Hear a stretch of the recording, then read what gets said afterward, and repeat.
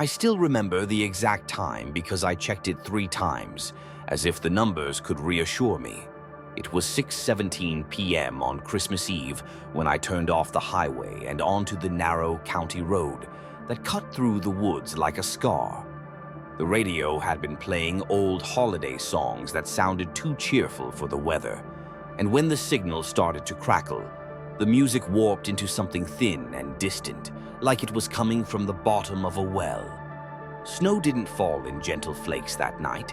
It came down hard, sideways, like grit thrown by an angry hand, and it scraped across my windshield in pale streaks.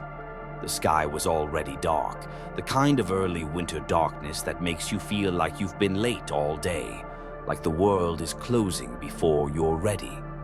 I had told myself this was simple. Drive out, check on the old house, spend 1 night at most, then leave in the morning. It was family business, nothing more. But the deeper I went, the more the trees leaned in, tall pines packed tight, their branches heavy with snow, and the road narrowed until my tires seemed to be rolling along the edge of a black ditch. Every few minutes, the headlights caught the eyes of something small in the brush. Deer, maybe a fox. Yet each flash felt like I was interrupting something that didn't want to be seen.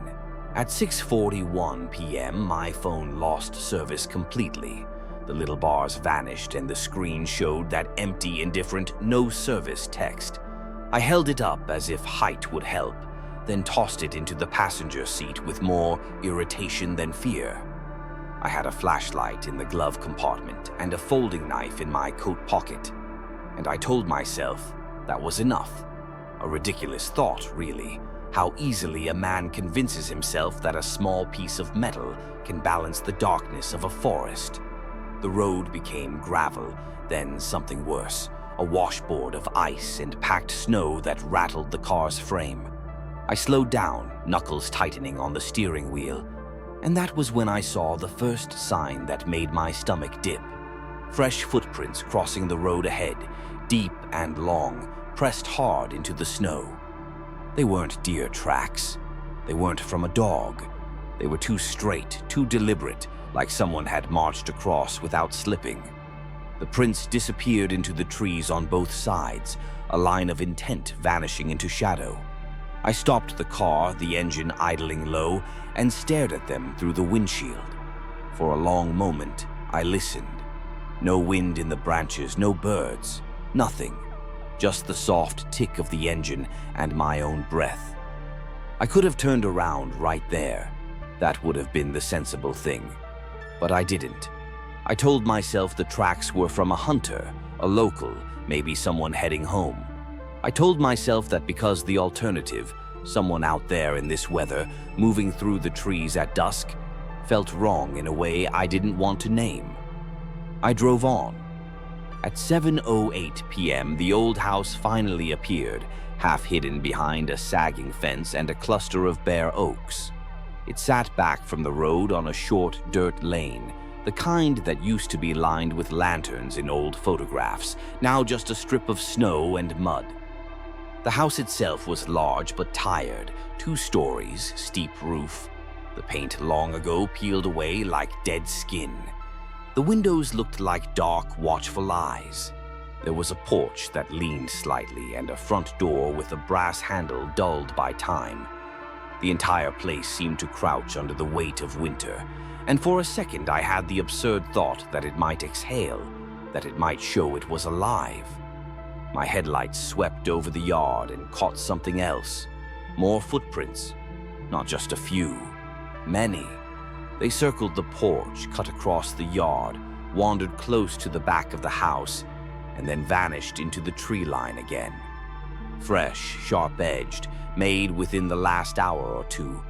The sight of them changed the air inside my car.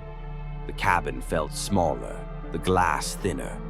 I parked near the porch steps and shut off the engine. The silence that followed was immediate, heavy, like someone had thrown a blanket over the world. Snow hissed faintly against the windows, I took my flashlight, checked the battery by clicking it on and off, and slid the knife a little deeper into my pocket where my fingers could reach it without thinking. When I opened the car door, cold air slapped my face, and the smell hit me. Pine, damp earth, and something older, like wet wood left too long in a basement. I stepped into snow that reached my ankles and felt it soak into the seams of my boots. The porch boards creaked under my weight, a slow groan that sounded like protest. I aimed the flashlight toward the yard. The beam cut a narrow tunnel through snow and shadow, and in that tunnel the footprints looked even stranger. The stride was long, longer than mine, and the impressions were deep, as if whoever made them carried weight that didn't match the shape. They didn't look like boots. The edges were too smooth, the toe too blunt. I crouched, ran my gloved fingers near one without touching, and felt my throat tighten. I stood quickly, as if the ground might reach up. The front door was locked, which didn't surprise me. I had the old key on a ring that was warm from my pocket. It took a few tries to get it into the lock. The metal was stiff with lead, and the mechanism resisted, then finally gave with a reluctant click. When I pushed the door inward, it opened with a long, dragging sigh, the hinges complaining loudly enough that I flinched. The smell inside was stronger. Dust, mold, aged paper, and something faintly metallic. I stepped in and swept the flashlight across the entryway. The beam caught a narrow table, a cracked mirror, a coat rack with nothing on it. The floorboards were covered with a thin layer of grime and scattered bits of insulation that had fallen from somewhere above. My breath came out in pale clouds. There was no heat. Of course there wasn't. I shut the door behind me, and the sound of the latch settling into place made my chest loosen a little. Outside was open darkness. Inside was enclosed darkness. Neither felt safe, but at least inside had walls. I moved deeper into the house, boots thumping softly, every step echoing in a way that made the emptiness feel populated. A living room opened to the right, its furniture draped in old sheets that made pale shapes like seated figures. The fireplace was clogged with ash and debris. Above it, a mantel clock sat frozen with its hands stuck near midnight, which felt like a cheap joke until I realized how much it bothered me. I clicked the flashlight again, brighter this time, and aimed it at the staircase leading up. The banister was worn smooth, as if countless hands had slid along it. The shadows between the steps looked thick enough to swallow the beam. At 7:26 p.m., I heard the first sound that did not belong to me. It came from upstairs, a single creak, slow, then another, slightly closer, like someone shifting weight from one foot to the other. I froze with my breath half held. The flashlight beam trembled against the wall. I listened so hard that my ears seemed to hurt. Silence followed, long enough that my mind tried to dismiss it. Old house, settling, wood contracting in cold. That explanation almost worked. Almost. Then I heard a soft scrape, as if something dragged along a floorboard. The hair on my arms lifted under my coat. "Hello?" I called, and my voice sounded wrong in the house, too loud, too fragile. "Is someone here?" No answer, but from somewhere above a faint thump, deliberate, like a foot placed carefully. And then, from the far side of the house, a small chime of glass, like a window being touched. I moved. Not bravely, not quickly, just because standing still made me feel like prey. I walked into the kitchen, flashlight darting over counters, cabinets, a sink full of dead leaves that had blown in through some crack. The back door stood at the end, and when I aimed the beam at it, I saw the latch was slightly lifted, not fully down. The door wasn't open, but it wasn't secured either. I could have sworn it should have been. I hadn't come through it. I walked closer, each step measured. The air near the door was colder, as if the outside was breathing through the gap. I reached out and pushed the latch down until it clicked. Immediately, something hit the back door from the other side. Not hard enough to break it, hard enough to make the wood shudder. A dull, heavy bump. The sound went through my bones. I stumbled back, heart hammering. Another bump followed, lower, like a shoulder. The door frame creaked. The latch held. For a second, I stared at that door as if it might sprout hands. I backed away, raised the flashlight, and that's when I saw the muddy streaks on the floor near the door. Fresh, wet. A trail leading inward, not outward. I followed the streaks with the beam and felt my mouth go dry. The marks continued, faint but clear, into the hallway that led to the front of the house. Whoever, or whatever, made them had been inside. My mind raced through practical options. Leave. Now. But the thought of stepping outside into those footprints, into the dark woods with no phone service, made my stomach twist. Another option. Barricade myself and wait for morning. That sounded like something people say in movies before they die. I chose a third option, the one that felt like control. Find out where the sounds were coming from. Know what you're dealing with. That was my mistake. At 7:39 p.m., I climbed the stairs. The steps complained under my weight, each creak like an announcement. Halfway up, the temperature dropped sharply, as if someone opened a freezer door. My breath thickened. The flashlight beam caught the wallpaper, patterned with faded flowers, peeling in strips. At the top of the stairs, a hallway stretched left and right. Doors lined both sides, some open, some closed. The darkness at the far end looked deeper than the rest, an ink stain in the air. I turned left first, sweeping the beam into a bedroom. The sheet on the bed was stiff with dust. A rocking chair sat in the corner, motionless. The floor near the window had more muddy footprints, and the window itself was cracked open a finger's width. Snowflakes drifted in and melted into tiny wet stars on the wood. I stepped closer and heard faintly a sound from outside. Breathing. Slow. Close. I swung the flashlight toward the window and saw nothing but swirling snow and the black outline of trees.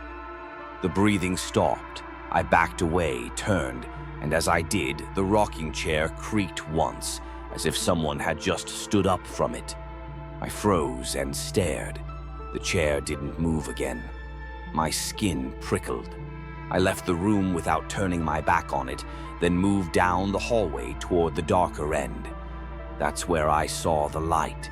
A dim glow low to the ground, pulsing faintly like an ember. It came from beneath a door that was closed. The glow was not the clean white of a flashlight. It was warmer, almost yellow-green, like an old bulb struggling in a socket, or like something bioluminescent in a jar. The door itself had scratches near the handle, gouges deep enough to show raw wood.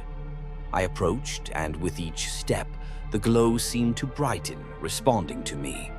My hand went to the knife in my pocket. My other hand reached for the handle. The metal was cold enough to sting even through my glove. From the other side of the door, a whisper. Not words I could understand at first, just a thin, breathy sound that slid along the crack like smoke.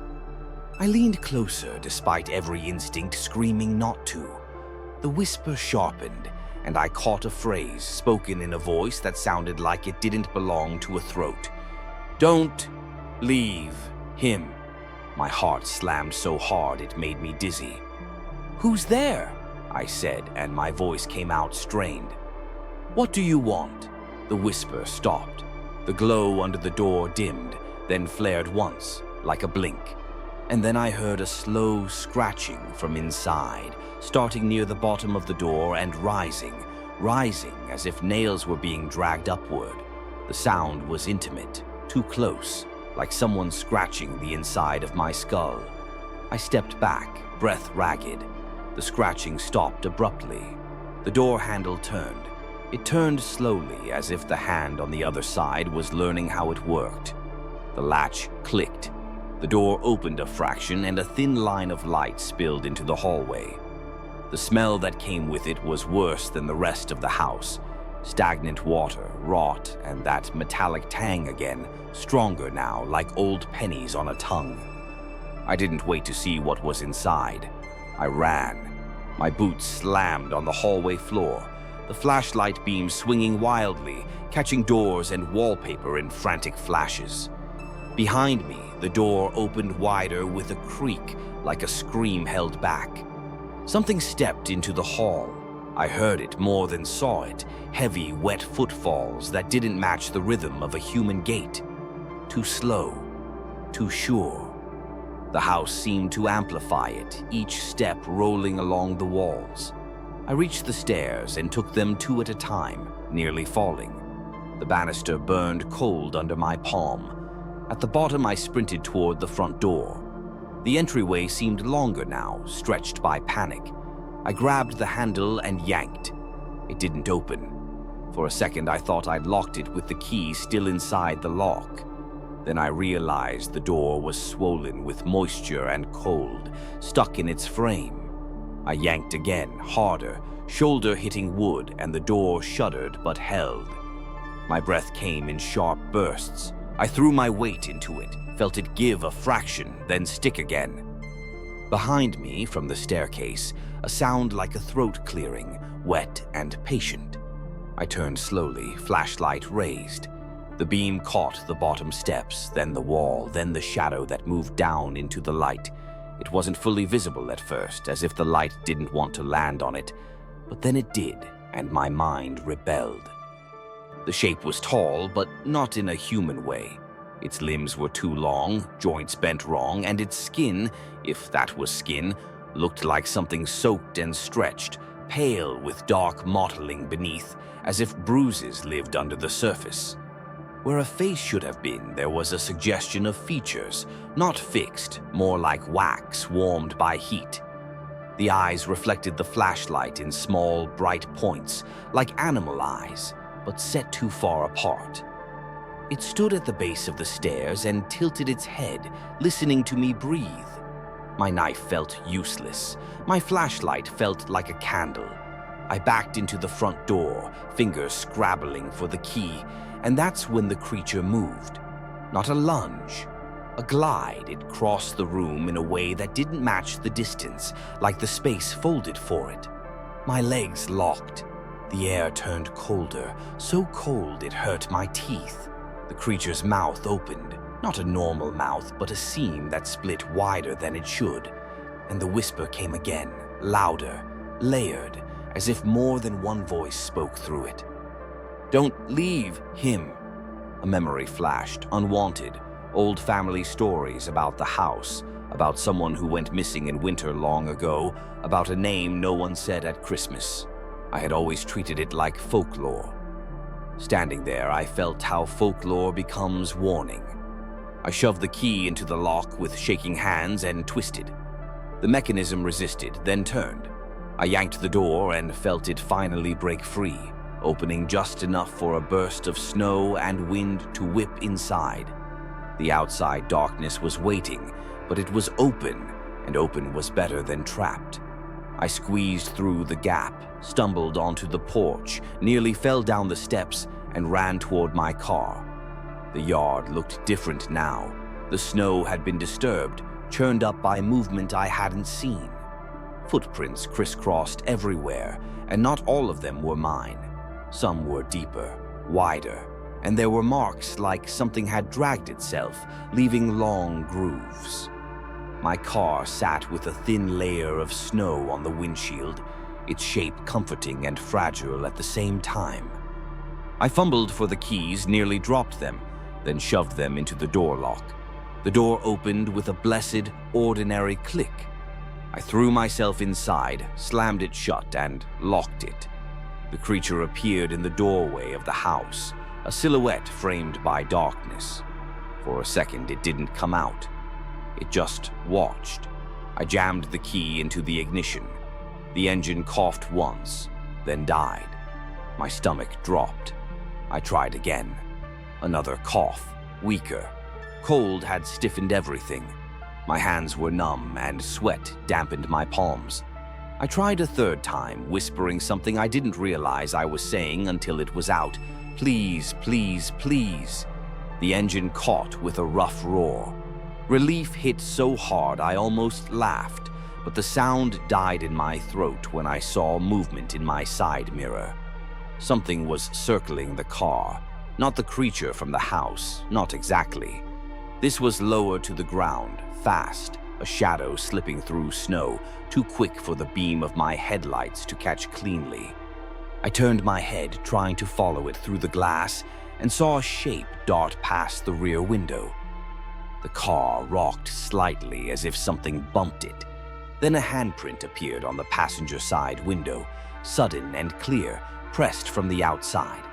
The fingers were too long, the pads smeared with mud, and the print dragged downward slowly, leaving streaks. I threw the car into reverse. The tires spun, whining against ice. The car barely moved, fishtailing. I gripped the wheel and tried again, easing the gas, feeling for traction. The headlights swept across the yard and caught the creature again, closer now, halfway down the porch steps.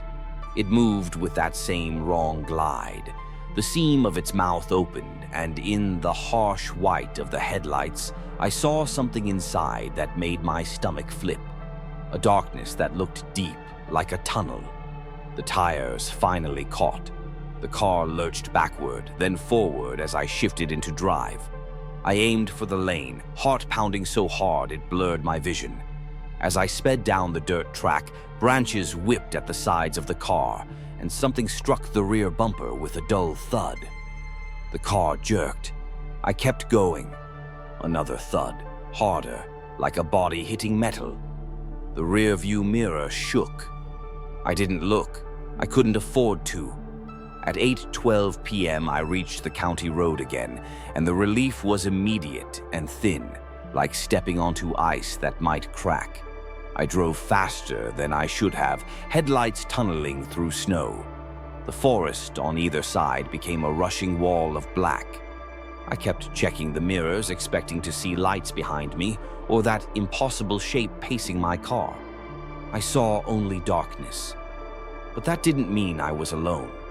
I felt watched in a way that had nothing to do with eyes, like attention itself had attached to me. A mile down the road, the radio flickered back to life without my touching it. Static, then a faint Christmas carol, warped and slow. I turned the volume down, then off. The sound didn't stop. The carol continued, whispering through the speakers, even with the radio off, thin as breath. My skin crawled. I slammed the radio knob, then yanked the fuse panel open with numb fingers, not caring if I broke something. The carol cut out abruptly, replaced by silence, so complete it rang. At 8:37 p.m., my phone buzzed. Service returned, 1 bar. The screen lit with a notification I didn't recognize. No caller ID, no number, just a blank line as if the sender was missing. Then a voicemail icon appeared. I hadn't heard the phone ring. My throat tightened. I should have ignored it. I didn't. I tapped play with a thumb that felt like it belonged to someone else. At first, there was only breathing. Slow, wet, then a whisper, layered, familiar now, like hearing a phrase in a nightmare that repeats until it becomes part of you. Don't leave him. I threw the phone onto the passenger seat as if it had burned me. My hands shook so badly I had to force them steady on the wheel. The road signs began to look familiar, the shapes of barns and mailboxes emerging through snow. I told myself that once I reached town, once I saw streetlights and other cars, it would be over. But the feeling followed me, stretched thin but unbroken. When I finally pulled into a gas station under bright fluorescent lights, it was 9:14 p.m. I sat there for a full minute with the engine running, staring at my own reflection in the windshield. My face looked pale, eyes too wide. I got out slowly, expecting the cold to slap me back into reality. It didn't. The cold felt normal. Too normal. I walked around to the back of the car and stopped. There were muddy streaks across the rear bumper, long smeared marks like fingers had dragged there, and embedded in the snow packed under the bumper was something else. A single strand of hair, dark and wet, thick as fishing line. I didn't touch it. I didn't need to. I knew it wasn't mine. I went inside the gas station, bought coffee I didn't drink, nodded at the clerk as if I was just another tired driver on Christmas Eve. The television above the counter played holiday commercials, bright and loud, and the normality of it made my head spin. I wanted to tell someone. I wanted to say, there's something out there in the woods, in that house, something that knows how to speak. But the words wouldn't form in a way that sounded sane. I left without telling anyone and drove home with my jaw clenched so hard it ached. That night, I didn't sleep. Around 12:03 a.m., I heard a soft scraping at my front door. Just once, like a fingernail testing paint. I sat up in bed, every muscle locked, listening. There was nothing after that. No footsteps, no breath. Just the quiet hum of the heater and the distant wind outside. I told myself it was settling wood, thermal shift, anything. Yet when I checked the door in the morning, there was a muddy smear near the handle, and beneath it, on the porch, a single deep footprint in frost that did not match any boot tread I owned. I never went back to the old house. I told my family it was unsafe, that the roof looked ready to collapse, that the road was too bad in winter. Those were true enough to serve as excuses. But the real reason sat deeper under my ribs, where fear becomes something like belief. Every Christmas Eve since then, when the radio plays a carol a little too softly, when the lights in my house flicker and I catch my own reflection in a dark window, I think of that whisper. I think of the way it said him, as if someone was still there waiting, and as if I had a responsibility I never agreed to. Sometimes, in the thin hours of night, I wake up convinced I can smell that old metallic tang in my bedroom, and I lie perfectly still, listening for a creak that doesn't belong to my house. If you enjoyed this story and want more true-style horror narratives, please subscribe to the channel.